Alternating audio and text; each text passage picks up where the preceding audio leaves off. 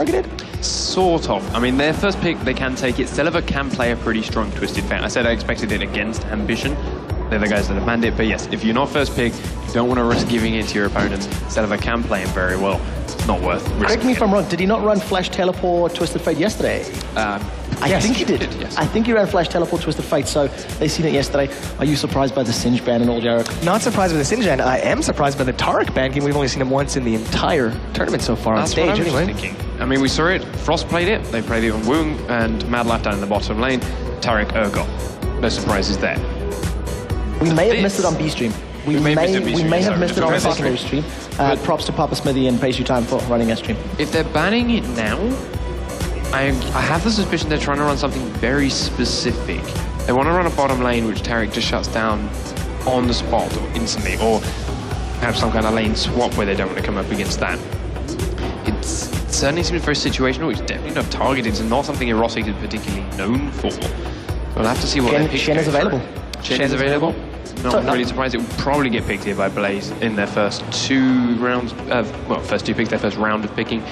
Be surprised if it's not, but I'm pretty sure we'll see him in the game one way or another. And of course, Kayle and Lux round out the final bans. Kayle, again and again and again, we have seen banned. There's been a couple of games where she's slipped through the cracks, not picked or banned. So that is a slight shift from what we have been seeing of late. You can see that Flame has already locked in Caitlyn there for Captain Jack. Captain Jack's been playing a lot of Caitlyn. He gets very, very well known for specific champions. And a few months ago, against him in the group stage. Exactly, a couple of times actually. Yep. And a few months ago it was Graves when he was super powerful in the Graves Taric lane, and of late it has been Caitlyn. So just going to that comfort pick, comfort champion. Jarvan being locked in for the jungle. So Shen making it all the way through to halfway through the picks and bans, a little different from what we've been seeing. Yeah, I'm going to go out on a limb here. I mean, we've seen a couple of Korean teams do it. We've seen it banned. We've seen it tried by a couple of Western teams. I want to see Nami.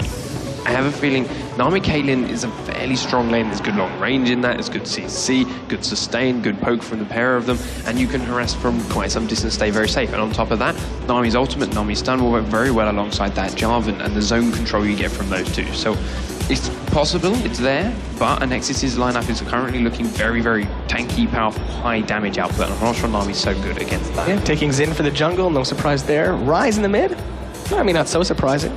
A very, very powerful combination that they've got right now.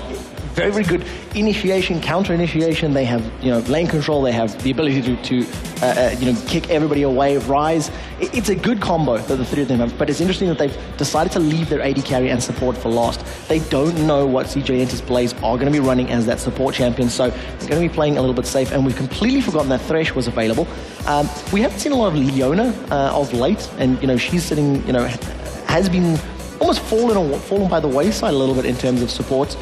If Thresh does get locked in, Lustboy will be running Thresh, and with Volibear, does that mean it's going to be mid lane Jarvan maybe? Possible. It could also be top lane Volibear. That's something that he was first tried when he first came out. Didn't really seem to fit. Most people didn't go for it, and they switched it down. Or of course it could be top lane Jarvan as well.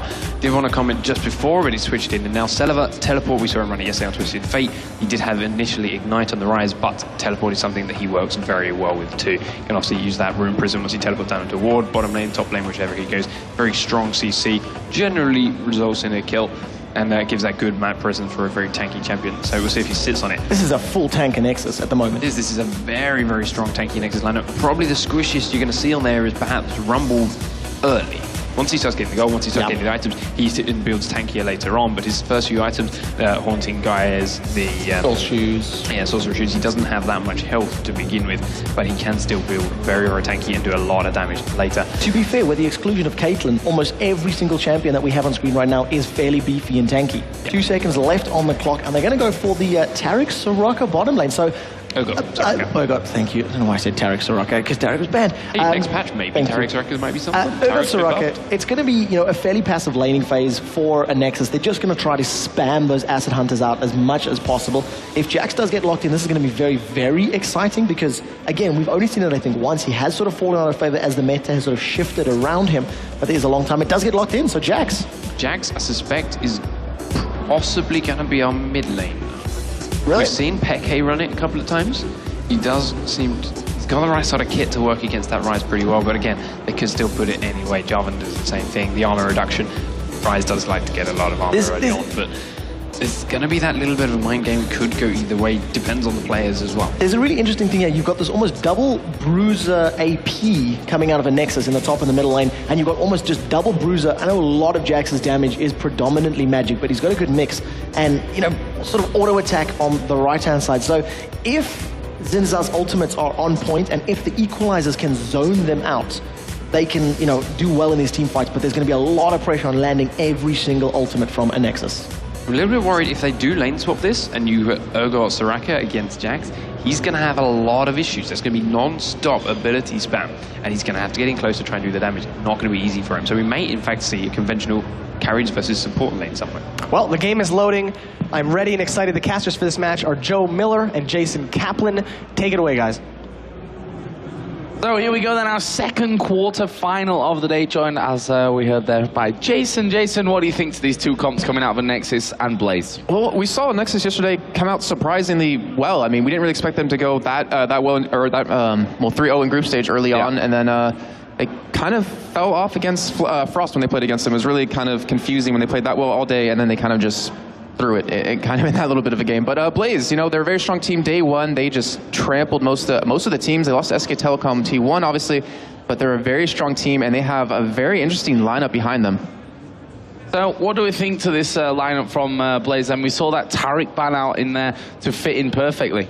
Yeah, I mean, well, Erotic plays a lot of Taric. We saw him do that all day yesterday. It was mostly off stream. And then also, it kind of gave a little bit of a hint that they wanted to run an all AD composition. Is Taric with that Arma, or it just really hard counters that a little bit. Not to mention if you even threw in that Jarvan, that extra stacking with the flag. So just taking that away and going for the composition of this very AD heavy and also CC heavy team.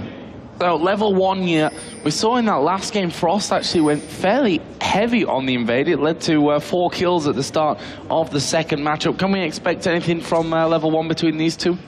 I wouldn't be too surprised. I mean, you see Blaze right now going towards this top side. Looks like they want to go for a late invade. And I'm not sure if they'll actually be spotted by Xaxis there, but they are kind of backing away. I mean, they have a good team. If you can lock them down with that Thresh, flip them back, even have Counter-Strike out of Flame, they're not going to move anywhere, and you have the damage behind you to really kill them. So let's have a look then. Early wards put down across the river. Actually, 1 red on top and bottom. 2 blue wards on the top side of the map there on the river bush corner. And also right on the top side of the river. And also 1 on the bottom side there closing for Anexis. We are going to be seeing Thresh, Volibear and Jax here in this top lane. On the top side of the map, I should say, by the Golems. Anexis looking like they will have a Wraith start with Overpower. Pretty interesting looking at the runes of CJ Blaze at this point. We have Flame in the top lane. He's actually running 6% lifesteal and 2% spell vamp. So he's really going for, you know, a heavy sustain lane, maybe potentially looking at doing that 1v2 if they sent that up there. But against Rumble, he's gonna have a really tough time until he gets that level 6. And as well, I believe it was Captain Jack is running 4% lifesteal. So we've seen a lot of the Koreans running a lot of lifesteal quintessences. We've also seen Genja from Gambit doing that as well. It seems to be like the new way to go, just to have that extra sustain lane when you don't have that sustained support. Well, Buff started off here. Ambition doing his blue. We saw there his Overpower doing his red buff. He's going to be picking that one up. Actually did use his smite. And Ambition going to be taking that blue buff away, which is an interesting start from them. Yeah, I mean, anything. Well, it's kind of interesting because he was going to go 1v2 in this bottom lane against Urgot and Soraka, and it's going to really give him a tough time. We actually do have Soraka roaming around a little bit, so we might even see her go mid to counter this this 2v1 lane. But he's going to need all the help he can. He's melee, obviously, against this range out of Arquel, and he needs an extra sustain to what?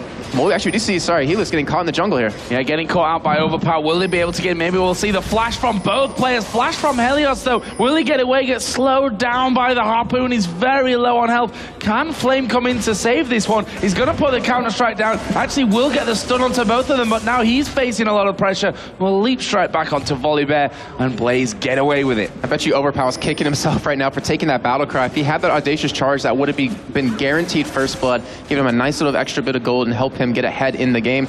As Helix also had that red buff, would have been a nice thing to steal away. But so far, look at the mid lane. It's not exactly what we're expecting to actually happen, but CJ Blaze are actually pushing them back quite hard and really keep them under their own turret, trying to allow Ryze to CS, but he's not one of the best ones to do that when he doesn't have that blue buff. Yeah, they know where Erotic's position is there. They've just spotted him walking away, so Jax will be thinking about this top lane. As down in the bottom, Ambition and Arkwell exchanging a bit of damage here, but that's the danger with Urgot. When he gets locked on, he's going to have a series of 3 attacks that are going to really hurt Ambition. Yeah, and he has to start with the Doran's Blade. He doesn't have the mana, though, the sustaining the lane, to actually keep doing that over and over, so he just tries to get him without low. Soraka. Yeah, exactly. Just tries to get him low as possible, and then he's actually backing right now to pick up a couple of items here. And Joe, looking at this mid lane, it's really throwing me off. I mean, it's exactly kind of what you expect to see when you have a 1v2 with Ryze, since he's very weak early on. Well, actually, we do see in the meantime, Helos in the top lane, potentially going for a gank on Zaz. We did see that flashbone earlier in that gank, as well as Flame has his up, and obviously that leap in the mid lane. We do see a little bit of still action. Let's Boy's landing quite a bit of his Q so far. Zaz is just going to be backing off from that one.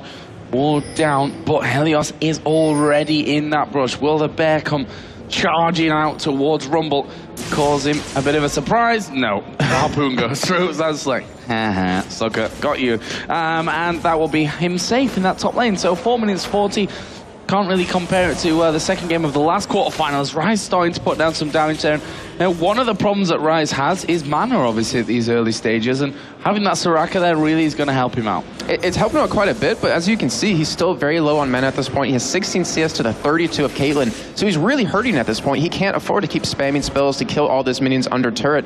He's going to need that blue buff when it does come up about 7 minutes and 20 seconds in, but we do have Ambition. Looks like they go for a 3-minute push on this mid turret. Oh, they're going to get the hook in on towards Celiver. The knock-up not quite landing, but will they have the damage here? Ambition tanking the turret up. There is first blood coming in. The bananas flying off towards him, and that won't be enough damage, and that is first blood to Blaze, and it went over to Caitlyn as well. He may even get a second here. There is a Peacemaker, not making much peace with that one as a lantern comes flying in. He could have escaped if he wanted to, didn't need it in the end. And we've seen Blaze do this before. In day 1, they did this kind of exact thing where they sent the jungler middle and just forced that aggression, forced the jungler to come and help, and they even picked up a couple kills in that early turret. But with those 2 first kills and that first blood, they're just going to back away. Caitlyn with both of those under her belt, 1,800 gold to spend. I wouldn't be surprised to see a BF sword come out. Yeah, really could go for that here. And as you said, Ryze only with 18 CS, that might become a real problem for him later on. He's going to come back into the lane with a tier. And speaking of the problem later on, if CJ Blaze can control his blue buff when it comes up and take it away from him, he's just going to be so far behind at this point that there's nothing he can, there's not nothing he can do to get back in the game, but it's going to take him a lot longer than it naturally would for him to finally get that power spike he needs.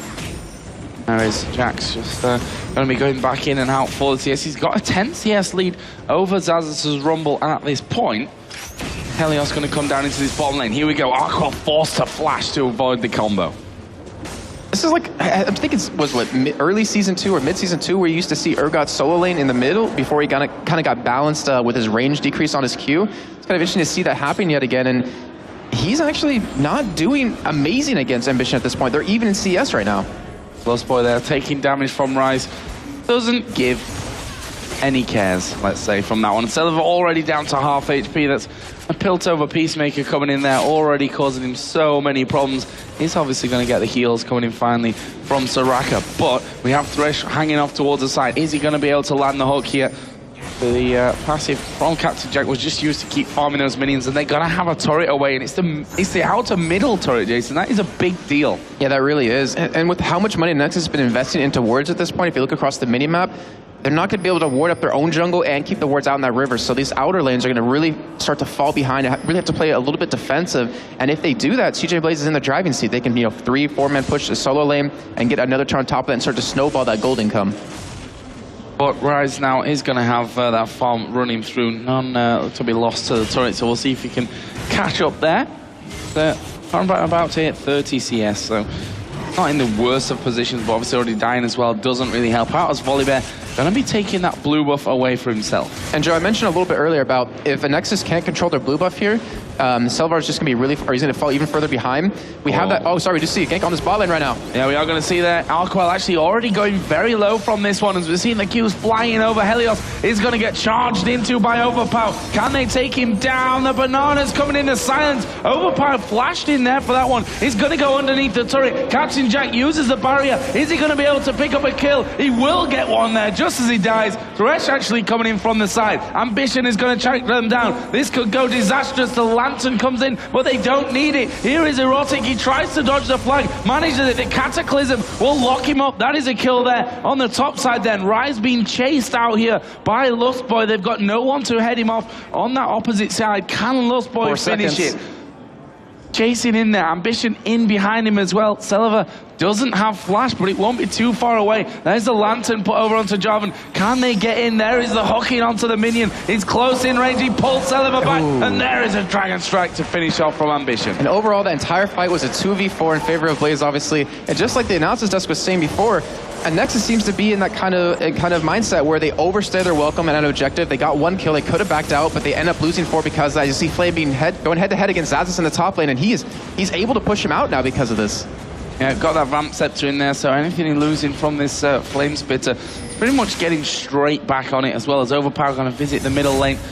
Lustboy and Ambition, though, not going to fall for that one. Lustboy going to be headed home. Jarvan obviously at 3-0-2 right now.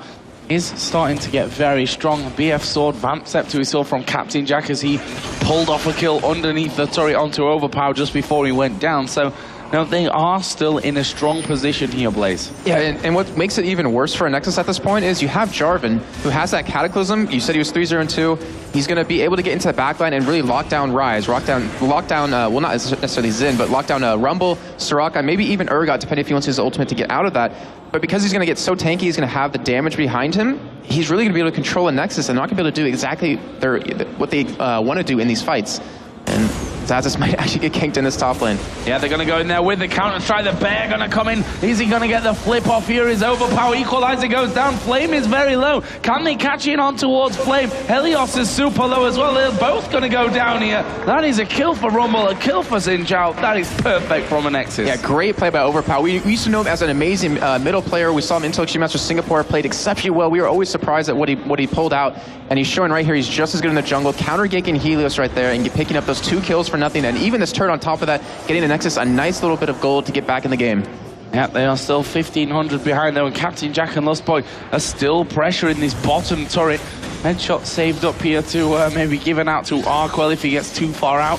They get locked on there. Couple of Qs coming into Captain Jack, loses half of his health, but the hook lands in on towards Arkwell. Peacemaker actually pretty much missing there. Lustboy could be in trouble, but Jarvan is in. Cataclysm goes down. Arkwell is going to die. Captain Jack given the kill. Lustboy also got the one just before that onto Soraka. And just as we were talking about how well Anexis have done in the top lane, it all goes pear-shaped in the bottom. Yeah, I mean, we saw earlier just how many wards Anexis was putting down, but once they lost that mid turret, their ward coverage just failed across the entire map. And because of that, Ambition was able to get in there, was able to help pick up 2 kills and potentially Dragon on top of that. And you can't really afford to do that. I mean, yeah, you're struggling for money, but your team needs to help you out. You can't be the only one as support to keep that ward coverage down, or you're going to lose fights every single time. There comes the Flying Bear via the Lantern. And that is the pickup. Nicely done. Smited away by Helios. Nice and safe. That will extend this gold lead now to 4,000. Obviously, 2 turrets to 1 in favor of Blaze. And what do you do at this stage of the game here, Jason? I mean, what do Anexis need to make happen? Oh, they need to look at their late game. Look, I mean, they have such a really strong team composition. They have 4 really tanky members, and then they have that burst healing out of Erotic behind that with Soraka. If they can just drag the game out a little bit, Celivar's going to get so strong that he's going to be really hard to deal with. And Xaxis as well, Overpower, who's already doing a phenomenal job at this point, building really tanky, is going to be really hard to lock down. It's going to be really a huge annoyance to Captain Jack. It's just all up to them to drag the game out a little bit, and they're going to need to do that through wards. They have to protect their own jungle, because they're losing turrets, well, kind of left and right at this point, and the top turret obviously should be the next one to go down. And Nexus can't really afford to really defend it at this point. Let's have a look at the items that have been picked up. Sunfire Cape coming out for Jarvan. Bloodthirster finished on Caitlyn. Other side, Rise finally getting in there with that Catalyst. The T was picked up for him earlier. Brutalizer plus the Chain Vest on Urgot as well here, as we are going to see Lustboy being pressured a little bit. The Equalizer actually coming down. Flash used there. Xaxis actually taking a lot of damage here from Captain Jack, as Ace in the hole does go through. They don't get the kill, and Overpower may now be able to clean up from this one. Jarvan is actually coming in from the backside. They need to take Overpower as low as they can in this encounter. Can he get onto Lustboy? He's going to get slowed, and they get the 1 kill, and the hook as well. Oh my god, now Erotic in the bottom, flung over. 3 kills for Blaze. Amazing. That was so well played by CJ Blaze right there, kiting them as long as possible. The Dacious Charge just wasn't off cooldown in time. And Ambition, I mean, even if they did die in the end, Ambition would have been there to clean it up in the end. And Blaze playing phenomenal right now with just every gank they're pulling off. It's just always been spot on perfect. And top tower is going to go down as well here. This is going to be turret number 3 for Blaze. All 3 outer turrets gone. And that is the start they were looking for. Helios coming over to defend his mid turret, which Rise had just pushed through as well. And now 6,000 gold exactly in the lead. And it's not looking good for Anexis. As you said, they started off yesterday really well, going 3 for 0. They ended up actually 3 for 2 at the end. They lost to EG in the last game. Yeah, they seem to have a hard time against the Korean teams. When they played against Frost, they just didn't seem to know how to beat them, which is kind of confusing because they were playing extremely well, like playing very aggressive early on.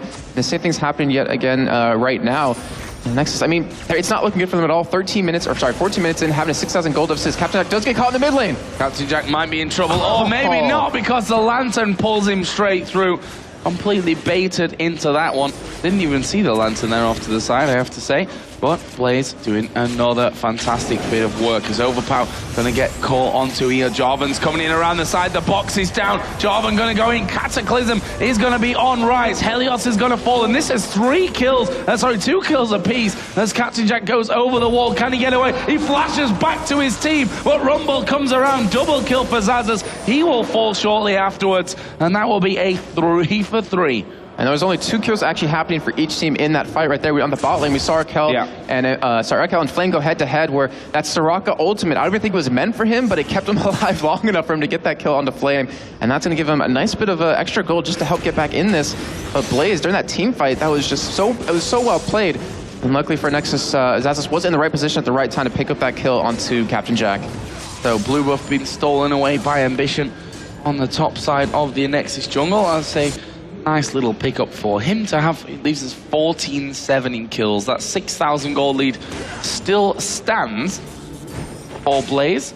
Obviously, they're looking through to go through into the second semi-final, which will be tomorrow. Actually, the winner of this game will go on to play SK Telecom. T1, yep. And that's not going to be an easy match. I mean, they beat, was it Blaze? Yeah, it Blaze day 1, and just, yeah, they did. Okay. Well, anyways, well, they still look really strong. Yesterday. Okay. Oh, yes, they did. Sorry, it was another team. Wow, it's been a long week. I mean, we've had Super Week for LCS, we've had CBIT now.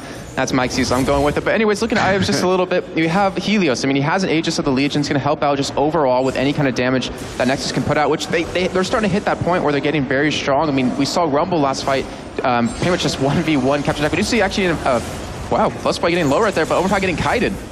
Gonna put the equalizer down as well, and a lot thrown in at these 2 men underneath the turret. They've not taken the turret down to half HP as Helios is going to get jumped on. Can they finish him off? Yes, just about, but the Cataclysm has got Celeber in there. The turret is going to be finishing that off. The rest of the Nexus starting to tank it up as well. They're going in to Overpower. The hook will land, and that will bring Lustboy into range. Here comes Flame from the side. Ace in the hole, not quite finishing off. Erotic there. Zazas going to flash over the wall. Arkwell coming around the side. Ambition gets the knock-up. He's going to get the quadra kill, and well, he could have been looking up for a penta there if Arkwell hadn't have just made a beeline and ran away. Well, that is another great turn of events for the Korean. They lost just Volibear in that. And that is the downside for Nexus having a Jarvan on the other team. You don't really have that mobility to get out of that Cataclysm minus your flashes, and with all those on cooldown from that last major team fight towards the Dragon, you're not going to be able to do anything when you have a, well, now 8-0 and 6 Jarvan on top of you. You have Captain Jack attacking you, where he has 6 kills, he has the Bloodthirster and the Zeal done.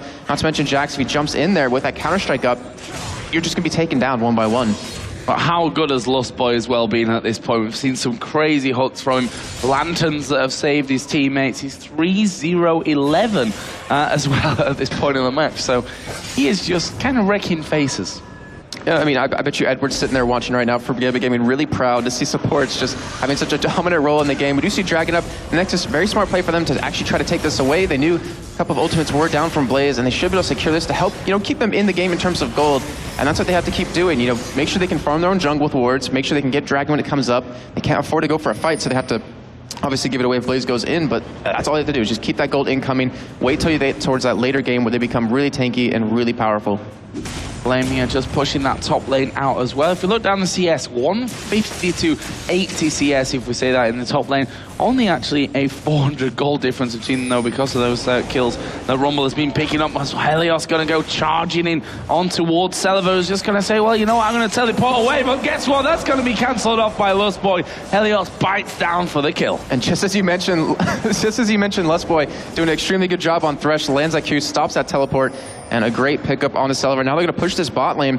And Joe, you're talking about CS a little bit. Jax, he is such a large CS lead, obviously not a lot of gold lead, but we know how dangerous Jax is if he is left alone. As we do see Arkel get jumped on with Cataclysm. Yeah, he is going to go down in this one. He actually tries to switch the positions, gets interrupted.